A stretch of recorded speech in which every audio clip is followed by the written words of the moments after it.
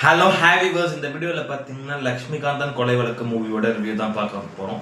இது வந்து ஜஸ்ட் ஒரு பயோபிக் அப்படின்னே சொல்லலாம். அந்த லக்ஷ்மிகாந்தன் கொலை வழக்கு கிட்டத்தட்ட ஒரு 35 இயர்ஸ் பிஃபோர் நடந்த ஒரு இன்சிடென்ட்டு.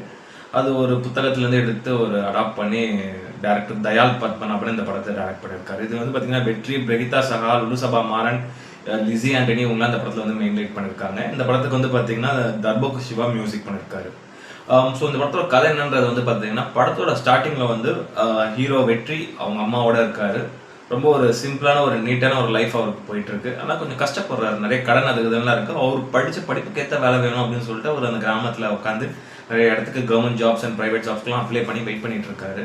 அப்போ ஒரு ஸ்டேஜ்லாம் அவருக்கு வந்து ஃபினான்ஸ் சுச்சுவேஷன் ரொம்ப டஃப் ஆகுது. அப்போ வந்து அந்த ஊரில் இருக்கக்கூடிய அவருக்கு தெரிஞ்ச ஃப்ரெண்ட் லொல்லு சபா மாறன் அவர் வந்து வா நம்ம போயிட்டு திருட போகலாம், திருடுறது தப்பு இல்லை, நமக்கு தேவைன்னா திருடலாம் அப்படின்னு சொல்லிட்டு அவருக்கு அந்த திருட்டு தொழிலை கற்றுக் கொடுக்குறாரு. இந்த திருட்டு தொழிலே அவருக்கு ஒரு மாதிரி பழக்கமாகி கடைசியில் ஒரு தூக்கு தண்டனை கைதியாக கொண்டு போகிற அளவுக்கு ஒரு பெரிய சம்பவத்தை இந்த படத்தில் அவர் கொண்டு போய் விட்டுருது. அந்த மாதிரியான ஒரு சம்பவங்களும் அதில் ஆகி அதனால அவர் வந்து தூக்கு தண்டனை கைதியாக அவர் போறாரு. ஏன் ஒரு தூக்கு தண்டனை கைதியாக ஆறாரு ஹீரோ, அப்படிப்பட்ட சம்பவம் அவர் என்ன பண்ணாரு அப்படின்றது தான் இந்த படத்தோட ஒரு மீதி கதை.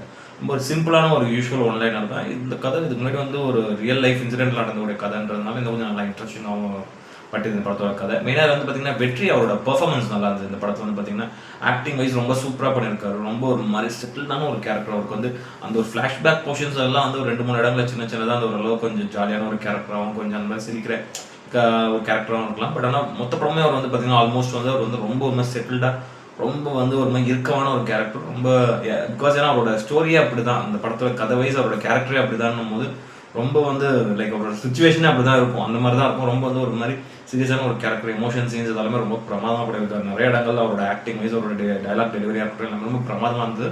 ரொம்ப நல்லா நீட்டாகவே நடிச்சிருந்தார். மெயினாக பிரகிதா சகா பிரமாதமாக பண்ணியிருந்தாங்க. ஃபீமேல் லீட் கேரக்டர் ரொம்ப மெச்சூர்டாக. இதுக்கு முன்னாடி அவங்க நிறைய தமிழ் படங்கள் பண்ணியிருக்காங்க ஃபீமேல் லீடாக, சின்ன சின்ன ரோல்ஸ்லாம். பட் ஈவன் ஃபீமேல் லீடாகவும் அவங்க பண்ணியிருக்காங்க. பட் நிறைய சின்ன சின்ன ரோல்ஸுமே அவங்க பண்ணியிருக்காங்க. அதெல்லாம் வந்து ஓரளவு கொஞ்சம் நல்லா இருக்கும். பட் இதில் வந்து பார்த்தீங்கன்னா அவங்களோட பெர்ஃபார்மன்ஸ் வைஸ் ரொம்ப நீட்டாக பண்ணியிருக்காங்க. கேரக்டருமே அவங்களோட கேரக்டர் வந்து டேரக்டர் நல்லா சூப்பராக எழுதியிருக்காரு. அப்படின்னும் போது அவங்களோட பெர்ஃபார்மன்ஸ் வைஸும் பார்த்தீங்கன்னா ரொம்ப பிரமாதமாக நடிச்சிருந்தாங்க. சூப்பராக இருந்தாங்க அவங்களோட பெர்ஃபார்மன்ஸ் இந்த படத்தில். அதுமாதிரி லுலுசபா மாறன் அவரும் அந்த படத்தில் வந்து ஒரு சின்ன முக்கியமான ஒரு கேரக்டர் ரோல் பண்ணியிருக்காரு. அவர் கேரக்டர் தான் பெரிய சம்பவம் பண்ணிட்டு போகுது ஹீரோட லைஃபையே. அப்படி இருக்கும்போது அவரோட சின்ன கேரக்டருமே கதைக்கு ரொம்ப முக்கியமான ஒரு கேரக்டர் தான். அவன் கொடுத்த கேரக்டர் நல்லாவே நீட்டாக பண்ணியிருந்தார். மெயினாக வந்து லிசி ஆண்டனி அவங்க இந்த படத்தில் வந்து பார்த்தீங்கன்னா ஜட்ஜா ஒரு ரோல் ஒன்று பண்ணியிருக்காங்க.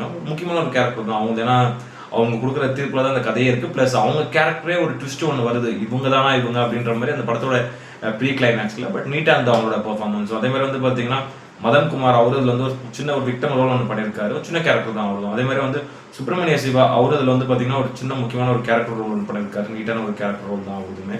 அதுமாதிரி தர்புக்கு சிவாவோட மியூசிக்கை பொறுத்தவரைக்கும் வந்து பார்த்தீங்கன்னா படத்தில் சாங்ஸ் எதுவும் எனக்கு தெரிஞ்சு பெருசாக அந்தளவுக்கு இம்ப்ரெசிவாக இல்லை. பட் ஆனால் ஒரு மெலோடி நம்பர் ஒன்று இருக்குது. செகண்ட் ஹாஃபில் வந்து பார்த்தீங்கன்னா ஹீரோ வெற்றிக்கும் ஹீரோயின் பிரகிதா சகாவுக்கும் அந்த மெலோடி நம்பர் சாங் நல்லா இருந்தது. அதே மாதிரி பேக்ரவுண்ட் ஸ்கோரும் ஓரளவு நல்லா நீட்டாகவே கொடுத்துருக்காரு. கதைக்கு என்ன தேவை அந்த மாதிரியான பேக்ரவுண்ட் ஸ்கோர். அதே மாதிரி எம்பி பன்னீர்செல்வமோட சினிமாட்டோகிராஃபியை பொறுத்தவரைக்கும் வந்து பார்த்தீங்கன்னா படம் மோஸ்ட்டாக அந்த கிராமத்தை சுற்றி தான் போதும். அதை விட்டு அந்த ஜெயில் அந்த மாதிரி சின்ன சின்ன இடங்கள்ல தான் அவரோட கேமரா ஆங்கிள்ஸாக இருக்கட்டும், அந்த டிஏ ஒர்க் மோஸ்ட்டாக படம் நைட்டில் தான் அதிகமாக சீன்ஸ் போகுது. அதெல்லாம் அவரோட டிஏ ஒர்க் அவரோட ஃப்ரேம்ஸ் எல்லாமே ரொம்ப நல்லாவே இருந்தது. அதே மாதிரி வந்து பூபதி அவரோட சினிமா லைக் அவரோட எடிட்டிங்கை பொறுத்த வரைக்கும் வந்து பார்த்தீங்கன்னா படத்தை வந்து ஒரு 1 மணி நேரம் 50 நிமிஷத்தில் கிறிஸ் பண்ணிட்டால் படத்தை வந்து எடிட் பண்ணி கட் பண்ணியிருக்காரு.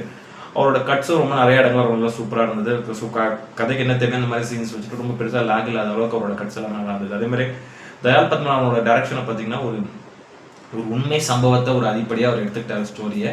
ஸோ எடுத்துகிட்டு இது அவரோட ஒரு பயோபிக் லைக் அந்த உண்மை சம்பவத்தை எடுத்துகிட்டு ஒரு லைட்டாக கொஞ்சம் அடாப்ட் பண்ணி ஸ்க்ரீன் பிளேல ஒரு சின்ன சின்ன பட்டிட்டிங் பார்த்து நல்லா நீட்டாக கொண்டு போயிருக்காரு. கதைக்கு என்ன தேவையோ அந்த மாதிரியான ஒரு விஷயங்களை மட்டும் உள்ளே போட்டு ரொம்ப யதார்த்தமாக ஃபர்ஸ்ட் ஹாஃப்லாம் அவ்வளோ நீட்டாக ஸ்லோவாக தான் போகும் ஃபர்ஸ்ட் ஹாஃப். பட் ஆனால் அந்த கதையை விட்டு வெளியே வராமல் நீட்டாக போச்சு.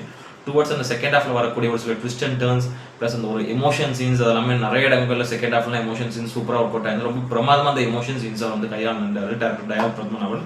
லைக் பெர்ஃபார்மர்ஸும் பார்த்தீங்கன்னா வெற்றி அந்த லிசி ஆண்டனி அவங்க அம்மா பையனுக்குமான அந்த ஒரு கான்வர்சேஷன் வந்து ஜெயிலில் இருக்கும். தூக்கு தண்டனை கைதிக்கு தூக்கு தண்டனை கொடுக்கறதுக்கு முன்னாடி அவங்க 2 பேரும் அம்மா பையன் மீட் பண்ணி பேசுவாங்க. வெற்றியும் லிசி ஆண்டனியும் மீட் பண்ணி பேசுவாங்க. அந்த சீன்லாம் ரொம்ப எமோஷனலாக இருந்தது. அது வந்து நீங்கள் லைக் அந்த படம் பார்க்கும்போது அது ஒரு ஃபீல் வரும். அந்த எமோஷன் வந்து நமக்குள்ள கனெக்ட் ஆகும். இவனுக்கு இன்னும் கொஞ்ச நேரத்தில் தூக்கு இருக்க போது இவங்க அம்மாட்ட அந்த பையன் பேசுகிற விஷயம். அதுக்கப்புறம் பார்த்தீங்கன்னா அதில் ஒரு சின்ன அந்த ஒரு ஃப்ளாஷ்பேக் மூமெண்ட் மாதிரி வந்துட்டு போவோம். என்னன்னா அவங்க அம்மா அந்த பையனை எப்படி சின்ன வயசுல தூக்கி வளர்த்துருப்பாங்க, தான் வெற்றி ஹீரோவை எப்படி லிசி ஆண்டனி அவங்க அம்மா போயிட்டு எப்படி தூக்கி வளர்த்துருப்பாங்க. அந்த சீன்லாம் ரொம்ப நமக்கே ஒரு மாதிரி எமோஷன் ஆச்சு. அப்பா இவ்வளோ தூக்கி வளர்த்த ஒரு அம்மா ஒரு பிள்ளைய பாசமா அந்த புள்ள இன்னும் கொஞ்சம் நேரத்தில் தூக்கில் ஏற போறாரு. அதை அவங்க அம்மா எப்படி பார்க்க போறாங்க அப்படின்ற ஒரு கஷ்டம் பார்க்குற ஆடியன்ஸ்க்கே இருந்தது. அந்த அளவுக்கு எமோஷனாக சில சீன்ஸ்லாம் செகண்ட் ஹாஃப்ல செம்மையாக ஸ்கோர் பண்ணியிருக்காரு. அதனாலே படம் ரொம்ப சூப்பராக இருந்தது. ரொம்ப ஒரு நீட்டான ஒரு வாட்ச். ஓவரால் வந்து பார்த்தீங்கன்னா ரொம்ப ஒரு மாதிரியான ஒரு எமோஷனல் ட்ராமா தான் படம். சின்ன சின்ன கமர்ஷியல் விஷயங்கள் உள்ள இருந்தாலும் ரொம்ப எமோஷனல் ட்ராமா தான். பெருசாக எதுவுமே அவர் அதை விட்டு வெளியே வராமல் கதைக்குள்ளே என்ன தேவையோ அது ரொம்ப நல்ல நீட்டாக ஷார்ட் டியூரேஷனில் ஆடியன்ஸ்க்கும் எங்கேஜிங்காக ரொம்ப நல்லா நீட்டான ஒரு படம் கொடுத்துருக்காரு. ஒரு பிரமாதமான ஒரு படம். கண்டிப்பாக தேர்ல போய் பார்க்கலாம். ஒரு நீட்டான ஒரு ஒன் டைம் வாட்ச் இது. ஸோ இந்த படமும் பார்த்தீங்கன்னா போன வாரத்துக்கு முன்னாடி வர ஆல்மோஸ்ட் ஒரு 20 days முன்னாடி வந்த படம் என்னால் இப்போ தான் பார்க்க முடியுது. பட் ஆனால் ஒரு தரமான ஒரு படம். அந்த படம் ஃபர்ஸ்டே பார்த்துக்கணும்னு நான் மிஸ் பண்ணிட்டேன். பட் ஒரு நீட்டான ஒரு வாட்ச் இது. ஸோ இந்த படத்துக்கு நான் ரேட்டிங் வந்து பார்த்தீங்கன்னா 10க்கு வந்து ஒரு 6.5 கொடுப்பேன். அந்தளவுக்கு ஒரு வளர்த்தான ஒரு தரமான ஒரு படம். ஸோ டைம் இருக்கும்போது பாருங்கள். இந்த வீடியோ பிடிச்சிருந்ததுன்னா லைக் பண்ணுங்கள், ஷேர் பண்ணுங்கள். இந்த வீடியோட லிங்க்கும் உங்கள் ஃப்ரெண்ட்ஸ் எல்லாருக்கும் ஷேர் பண்ணுங்கள். வேறு இன்னொரு நல்ல வீடியோவில் மீட் பண்ணலாம். ஓகே ஃப்ரெண்ட்ஸ், தேங்க்யூ, பாய்.